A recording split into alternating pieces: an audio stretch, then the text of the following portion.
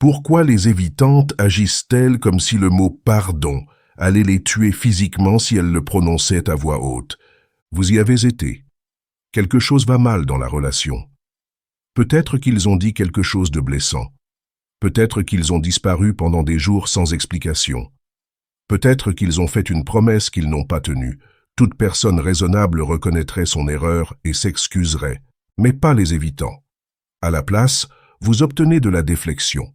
Vous obtenez des explications qui font que c'est de votre faute d'une manière ou d'une autre. Vous obtenez le silence. Vous obtenez tout et n'importe quoi, sauf les deux mots qui résoudraient réellement la situation. Je suis désolé. Mais la vérité sur pourquoi les évitants ne s'excusent jamais est plus complexe et psychologiquement révélatrice que la plupart des gens ne le pensent. Ce n'est pas de l'arrogance ou un manque d'empathie. C'est quelque chose de plus profond, qui touche au cœur de comment les évitants se voient eux-mêmes, les relations et la vulnérabilité émotionnelle. La première chose que vous devez comprendre est que les évitants n'expérimentent pas la culpabilité de la même façon que les autres personnes. Quand la plupart des gens font quelque chose de mal, ils se sentent coupables à ce sujet. La culpabilité les motive à faire amende honorable, ce qui implique habituellement des excuses. Mais les évitants ont une relation compliquée avec la culpabilité. Ils la ressentent, mais ils la craignent aussi intensément. La culpabilité représente la vulnérabilité émotionnelle et la dépendance envers les opinions que les autres ont d'eux. Cela signifie qu'ils ont échoué à maintenir l'indépendance émotionnelle pour laquelle ils ont tant travaillé. Alors, quand la culpabilité surgit, les évitants ne s'y penchent pas et ne l'utilisent pas comme motivation pour réparer les relations. Au lieu de cela, ils se défendent contre elle. Ils trouvent des moyens de rationaliser leur comportement, de déplacer la responsabilité ou de minimiser l'impact de leurs actions. Ce n'est pas de la manipulation consciente la plupart du temps, c'est de l'autoprotection psychologique automatique. Leur esprit travaille littéralement des heures supplémentaires pour préserver leur sens d'avoir raison et d'être indépendant plutôt que d'avoir tort et d'être responsable envers quelqu'un d'autre. Pensez à ce qu'exigent réellement des excuses. Elles exigent d'admettre que vous aviez tort. Elles exigent de reconnaître que vous avez blessé quelqu'un d'autre. Elles exigent d'accepter que vos actions ont eu des conséquences négatives pour une autre personne. Elles exigent vulnérabilité et humilité. Pour les évitants, chacune de ces exigences déclenche des peurs psychologiques profondes. Admettre avoir tort défie leur besoin de maintenir contrôle et compétence. Reconnaître la blessure exige un engagement émotionnel avec la douleur de quelqu'un d'autre. Accepter les conséquences signifie que leurs actions comptent pour d'autres personnes, ce qui implique connexion et responsabilité. Mais il y a quelque chose d'encore plus profond qui se passe ici que la plupart des gens ratent complètement. Pour les évitants, s'excuser ne signifie pas juste admettre une erreur spécifique. Cela signifie ouvrir les vannes à une vie entière de culpabilité et responsabilité accumulées qu'ils ont évitées. Cela signifie reconnaître qu'ils ont blessé les gens tout du long et que leur approche entière des relations pourrait être défaillante. C'est pourquoi les évitants répondent souvent aux demandes d'excuses avec une telle intensité. Vous ne leur demandez pas juste de dire pardon pour un incident. Vous leur demandez de confronter la possibilité que leur façon fondamentale d'être dans les relations cause du mal aux gens qui leur tiennent à cœur. Cette réalisation est si menaçante pour leur sens de soi que leur esprit fera n'importe quoi pour l'éviter. Ils réécriront l'histoire, blâmeront les circonstances, questionneront votre mémoire ou attaqueront vos motifs avant de reconnaître que leurs schémas comportementaux blessent constamment les gens les plus proches d'eux. Il y a aussi un élément de contrôle qui va plus profond que la plupart des gens ne le reconnaissent. Les évitants maintiennent la sécurité émotionnelle par le contrôle. Contrôle sur l'information, contrôle sur l'intensité émotionnelle, contrôle sur les dynamiques relationnelles. S'excuser représente une perte complète de contrôle. Quand vous vous excusez, vous vous mettez à la merci de la réponse de l'autre personne. Vous admettez votre faute et espérez le pardon. Vous vous rendez vulnérable au rejet, à la colère continue ou aux demandes de changement. Pour les évitants, ce niveau d'impuissance se sent dangereux. Ils préféreraient maintenir le conflit plutôt que de risquer la vulnérabilité qui vient avec de genuines excuses. Au moins dans le conflit, ils peuvent encore se battre, se défendre et maintenir un certain sens d'agence. Dans les excuses, ils deviennent complètement dépendants de la grâce et du pardon de l'autre personne. Mais voici où la psychologie devient vraiment intéressante. Les évitants croient souvent que s'excuser rendra les choses pires, pas meilleures. Cette croyance vient de leur incompréhension fondamentale de comment fonctionne la réparation émotionnelle dans les relations. Les évitants tendent à penser que reconnaître les erreurs attire plus d'attention sur elles et crée plus de problèmes. Ils croient que s'ils passent juste à autre chose et agissent normalement, le problème s'estompera naturellement. Ils pensent que s'excuser rouvre des blessures qui guériraient autrement d'elles-mêmes. Cela vient de leurs expériences d'enfance où l'expression émotionnelle menait souvent à plus de conflits plutôt qu'à la résolution. Ils ont appris que soulever des problèmes rend les choses pires. Alors ils ont développé la stratégie d'éviter entièrement les discussions émotionnelles. Ce qu'ils ne comprennent pas, c'est que pour la plupart des gens, le manque de reconnaissance est plus blessant que l'offense originale. Le refus de s'excuser signale qu'ils ne se soucient pas de l'impact de leurs actions, ce qui endommage la relation bien plus que l'erreur initiale n'aurait jamais pu le faire. Il y a une autre dynamique psychologique en jeu qui révèle quelque chose de crucial sur l'identité évitante. Les évitants ont souvent un sens fragile de soi qui dépend du maintien d'une image de compétence et d'indépendance. S'excuser menace cette identité soigneusement construite. Quand les évitants s'excusent, ils n'admettent pas juste une erreur. Ils admettent qu'ils sont le genre de personne qui fait des erreurs qui blessent d'autres personnes. Ils reconnaissent qu'ils ne sont pas aussi sophistiqués émotionnellement ou habiles relationnellement qu'ils se sont convaincus d'être. Cette menace identitaire est si sévère que leur esprit créera des justifications élaborées pour l'éviter. Ils se convaincront que l'autre personne réagit excessivement, que la situation était un malentendu, qu'ils ont été provoqués à mal se comporter. Ce ne sont pas des mensonges conscients. Les évitants croient genuinement ces narratifs alternatifs parce que les croire préserve leur sens de soi. La douleur psychologique de se voir comme quelqu'un qui blesse régulièrement les gens qui lui tiennent à cœur est trop intense pour être affrontée directement. Mais peut-être l'aspect le plus révélateur de l'évitement des excuses évitants est ce qu'ils montrent sur leur relation avec l'intimité émotionnelle. S'excuser est intrinsèquement intime. Cela exige honnêteté émotionnelle, vulnérabilité et préoccupation genuine pour le bien-être d'une autre personne. Pour les évitants, ce niveau d'intimité se sent étouffant et dangereux. Il implique un niveau de connexion et d'influence mutuelle qui entre en conflit avec leurs besoins d'indépendance. Quand ils s'excusent, ils disent essentiellement que vos sentiments comptent assez pour eux pour surmonter leur propre inconfort et fierté. Cette admission de se soucier se sent comme un enchevêtrement émotionnel pour les évitants. Elle suggère qu'ils ne sont pas aussi indépendants qu'ils le pensaient, que d'autres personnes ont du pouvoir sur leurs émotions et comportements. Cette réalisation menace leur approche entière des relations. Alors ils évitent de s'excuser non pas parce qu'ils ne se soucient pas, mais parce qu'ils se soucient trop, et que ce souci se sent dangereux. Les excuses révéleraient la profondeur de connexion qu'ils travaillent si dur à garder cachée, même d'eux-mêmes. Maintenant, voici quelque chose qui changera comment vous pensez à cette dynamique entière. Quand les évitants s'excusent finalement, c'est rarement à propos de l'incident spécifique qui vous contrarie. C'est habituellement parce qu'ils ont atteint un point de rupture où maintenir le conflit devient plus menaçant que la vulnérabilité de s'excuser. C'est pourquoi les excuses évitantes se sentent souvent creuses ou incomplètes. Elles n'émergent pas de la reconnaissance genuine d'un tort ou d'empathie pour votre douleur. Elles émergent de calculs sur ce qui est nécessaire pour préserver la relation ou restaurer la paix. Ces excuses stratégiques manquent l'authenticité émotionnelle qui rend les excuses significatives. Elles sont plus sur le contrôle des dommages que sur des remords genuines.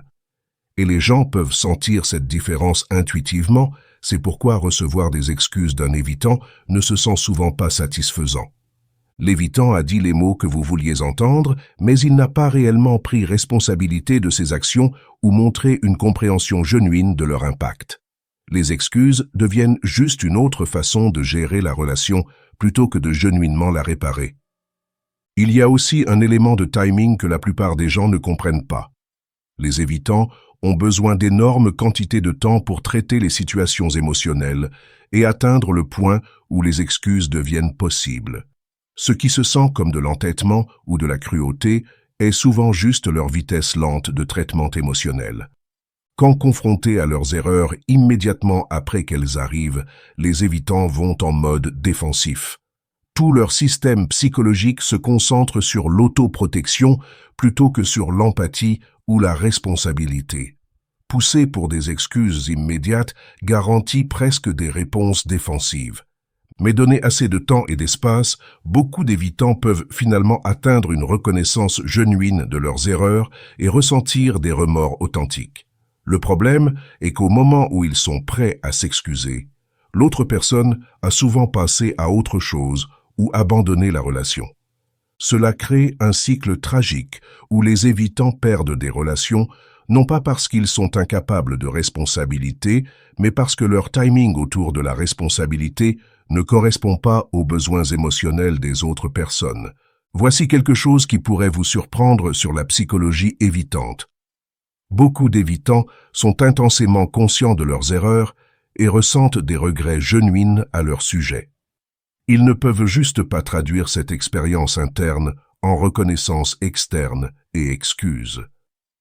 L'écart entre leur expérience émotionnelle interne et leur expression externe est énorme. À l'intérieur, ils pourraient se critiquer pour vous avoir blessé, ils pourraient se sentir terribles sur leur comportement et souhaiter pouvoir gérer les choses différemment.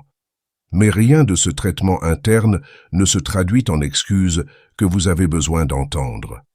Cette déconnexion entre expérience interne et expression externe vient de leur apprentissage d'enfance sur les émotions.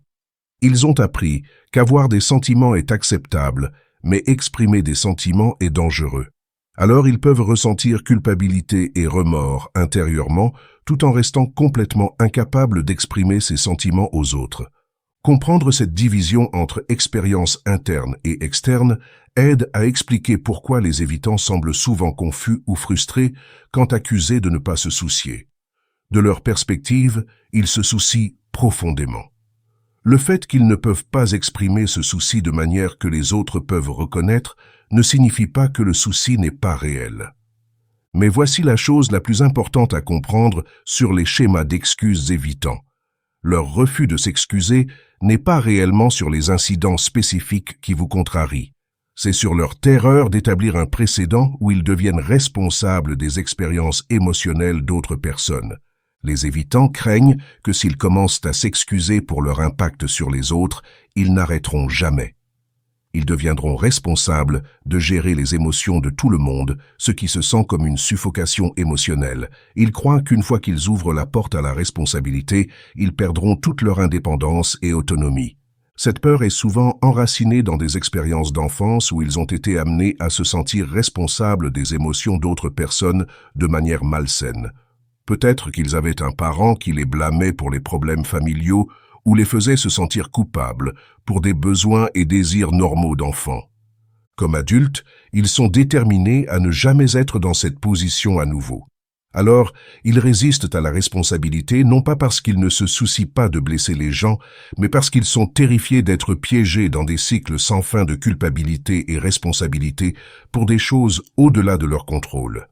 L'ironie est que cette résistance même à la responsabilité crée exactement le résultat qu'ils essaient d'éviter. Leur refus de s'excuser rend leur relation plus compliquée, pas moins. Cela crée un conflit continu qui exige plus d'énergie émotionnelle à gérer que la reconnaissance simple et la réparation n'en auraient exigé. Mais les évitants ne peuvent pas voir cette ironie parce qu'ils opèrent à partir de leurs suppositions basées sur la peur, sur ce que signifie la responsabilité. Ils pensent que s'excuser signifie accepter une responsabilité illimitée pour les états émotionnels d'autres personnes, quand en réalité, cela signifie juste reconnaître votre contribution spécifique à des problèmes spécifiques. Cela nous amène à quelque chose de crucial sur comment les dynamiques d'excuses affectent la longévité relationnelle. Quand les évitants refusent constamment de s'excuser, ils entraînent leur partenaire à arrêter d'attendre la responsabilité d'eux. Cela pourrait sembler comme si cela réduirait le conflit, mais cela crée en fait des problèmes plus profonds. Les partenaires d'évitant développent souvent une impuissance apprise autour de voir leurs besoins émotionnels satisfaits. Ils arrêtent de demander des excuses, non pas parce qu'ils n'en ont plus besoin, mais parce qu'ils ont appris que demander est futile et émotionnellement épuisant. Cette dynamique érode lentement la fondation de la relation. La blessure et le ressentiment des erreurs non reconnues s'accumulent avec le temps. Le partenaire se sent de plus en plus invisible et sans importance. Finalement, la relation meurt de négligence émotionnelle plutôt que de conflits dramatiques. Les évitants ne réalisent souvent pas que cela arrive parce que le manque de conflits explicites ressemble à un succès relationnel pour eux. Ils pensent qu'ils ont trouvé une dynamique durable où ils peuvent maintenir leur indépendance tout en gardant leur partenaire. Ils ne voient pas le retrait émotionnel lent qui arrive de l'autre côté. Au moment où ils reconnaissent que leur refus de s'excuser a endommagé la relation, il est souvent trop tard. Leur partenaire a émotionnellement décroché ou décidé de partir. L'évitant est laissé confus sur ce qui a mal tourné parce que de leur perspective, ils évitaient le conflit en ne s'engageant pas dans des discussions émotionnelles. Ce schéma révèle quelque chose d'important sur les suppositions évitantes sur les relations. Ils croient souvent qu'éviter les conversations difficiles protège les relations, quand en réalité, ces conversations sont nécessaires pour la santé et longévité relationnelle. Maintenant, voici ce qui est vraiment intéressant sur le développement évitant au fil du temps. Beaucoup d'évitants apprennent finalement à s'excuser, mais cela prend habituellement une expérience de vie significative et souvent une perte relationnelle pour motiver cette croissance. Le schéma ressemble typiquement à ceci. Ils perdent plusieurs relations importantes à cause de leur incapacité à prendre responsabilité. La douleur de ces pertes finalement surpasse leur peur de vulnérabilité. Ils commencent à reconnaître que leur évitement d'excuses leur coûte plus que de s'excuser ne le ferait. Mais ce processus d'apprentissage est habituellement lent et exige de toucher le fond plusieurs fois. Il ne suffit pas pour les évitants de comprendre intellectuellement que les excuses sont importantes. Ils ont besoin de sentir les conséquences de leur évitement assez profondément pour que cela motive un changement genuin. Les évitants qui apprennent finalement à s'excuser authentiquement le décrivent souvent comme une des compétences les plus difficiles mais importantes qu'ils aient jamais développées. Ils réalisent que les excuses genuines ne signifient pas culpabilité sans fin ou perte d'indépendance. Cela signifie prendre responsabilité de vos actions tout en maintenant votre sens de soi. Cette réalisation vient souvent avec la reconnaissance que les excuses authentiques augmentent en fait plutôt que diminuent leur sens de pouvoir personnel. Quand ils peuvent reconnaître leurs erreurs et faire amende honorable, ils se sentent plus en contrôle de leur relation plutôt que moins. Mais atteindre ce point exige de confronter toutes les peurs d'enfance et schémas défensifs qui ont rendu les excuses dangereuses en premier lieu. Cela exige thérapie, autoréflexion et habituellement plusieurs expériences relationnelles douloureuses qui forcent la croissance. Pour les gens dans des relations avec des évitants, comprendre ce processus développemental peut aider à établir des attentes réalistes. L'incapacité de l'évitant à s'excuser n'est habituellement pas sur le manque de soucis ou l'intention malicieuse. C'est sur des schémas psychologiques profonds qui prennent un travail significatif pour changer. Cela ne signifie pas que vous devriez accepter un comportement nuisible ou arrêter de plaider pour vos besoins émotionnels. Mais cela signifie qu'attendre un changement immédiat dans les schémas d'excuses est souvent irréaliste et met tout le monde en place pour la frustration.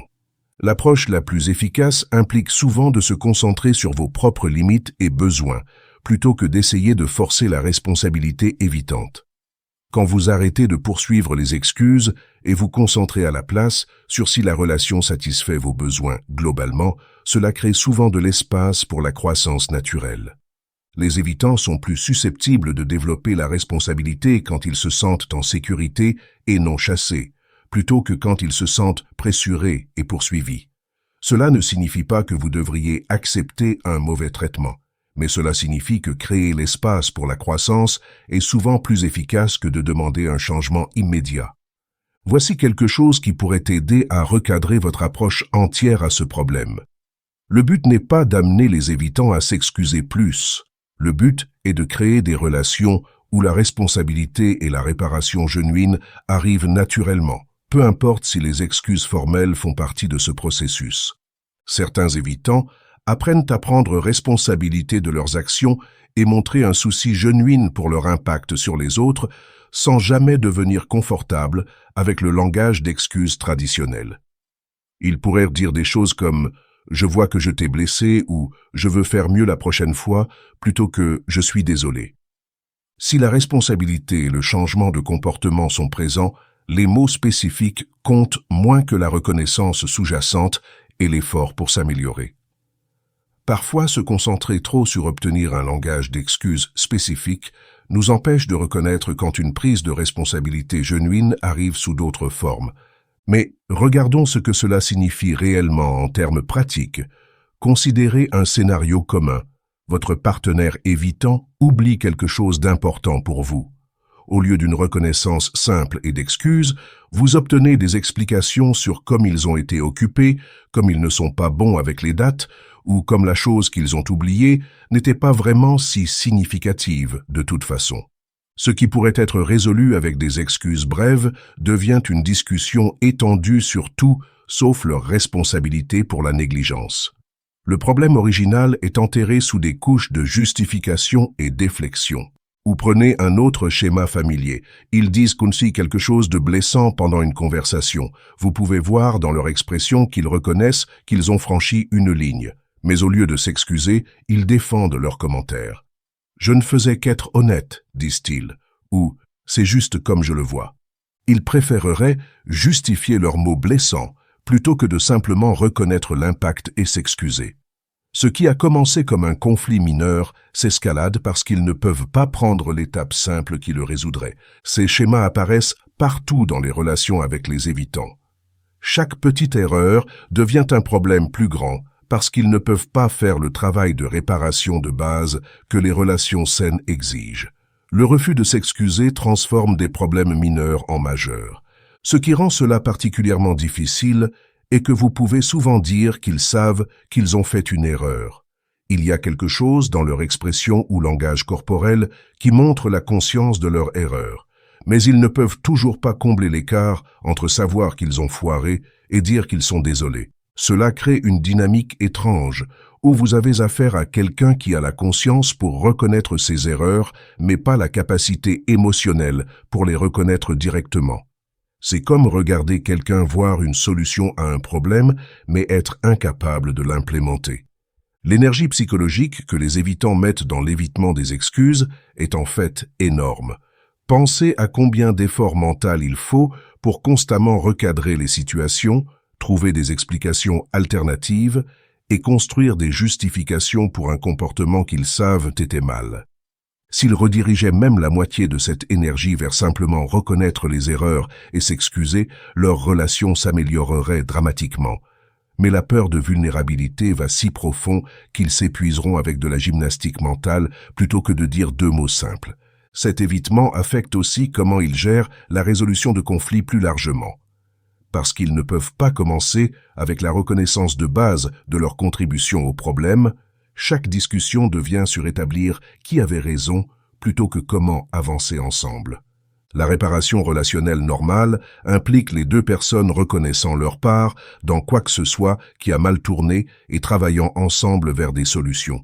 Mais quand une personne ne peut pas s'excuser, tout le processus s'effondre.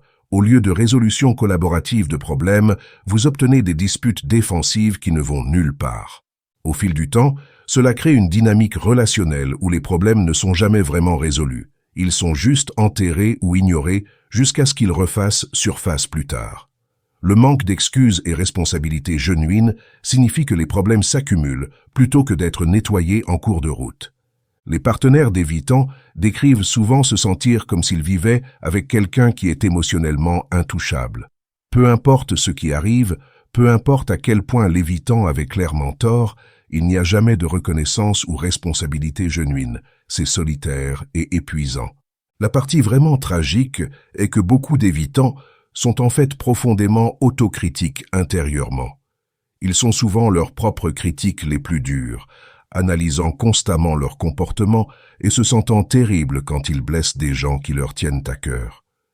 Mais rien de ce traitement interne ne se traduit en responsabilité externe.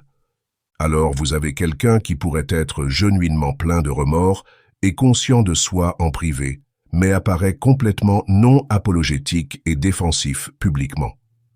La déconnexion entre leur expérience interne et comportement externe crée de la confusion pour tout le monde impliqué. Cette division signifie aussi que les évitants se sentent souvent incompris quand les gens les accusent de ne pas se soucier. De leur perspective, ils se soucient profondément. Ils ne peuvent juste pas exprimer ce souci de la façon que les autres ont besoin de le voir. L'incapacité de s'excuser ne reflète pas leurs sentiments. Elle reflète leurs limitations autour de l'expression émotionnelle. Comprendre cette distinction peut aider à expliquer pourquoi les disputes sur les excuses avec les évitants se sentent souvent si futiles. Vous leur demandez de faire quelque chose qui leur semble impossible, tandis qu'ils essaient de montrer le souci de manière que vous ne pouvez pas reconnaître. Mais peu importe leur expérience interne, l'impact externe reste le même. Les relations ont besoin de mécanismes de réparation pour rester saines, et les excuses sont une des formes les plus basiques de réparation. Sans cela, même des problèmes mineurs peuvent devenir menaçants pour la relation au fil du temps. La vérité sur pourquoi les évitants ne s'excusent jamais n'est pas qu'ils sont incapables de remords ou de responsabilité. C'est que leur structure psychologique rend les excuses traditionnelles extrêmement menaçantes pour leur sens de sécurité et identité. Comprendre cela n'excuse pas le comportement nuisible, mais cela fournit un cadre pour répondre plus efficacement. Quand vous comprenez que la résistance aux excuses évitantes vient de la peur plutôt que de l'arrogance, vous pouvez approcher la situation avec plus de sagesse et moins de blessures personnelles. L'évitant dans votre vie ne refuse pas de s'excuser parce qu'il ne se soucie pas de vous. Il refuse parce qu'il se soucie trop et que ce souci leur semble dangereux.